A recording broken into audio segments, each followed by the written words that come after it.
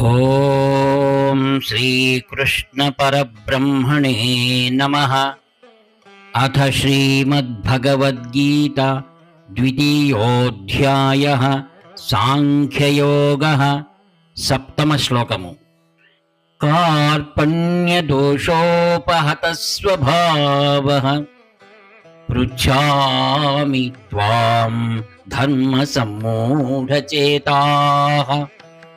యచ్ఛ్రేయస్యాన్నిశ్చితం బ్రూహి తన్మే శిష్యస్తేహం శాధి మాం త్వాం ప్రపన్నం.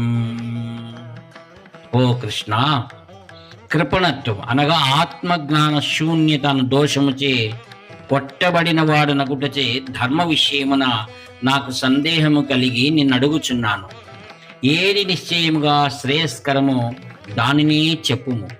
నేను నీకు శిష్యుడను, శరణు పొందినవా నన్ను ఈ ప్రకారముగా నడువుము మరియు అని శాసింపుము అని ప్రార్థించుచున్నాడు. కార్పణ్య దోష అనగా కృపణుని అని భావము. కృపణత్వము అనగా సామాన్యమైన అర్థము దరిద్రుడు అని. ఇచ్చట ఆత్మజ్ఞాన శూన్యుడు అని మనం అన్వయించుకొనవలసి ఉన్నది.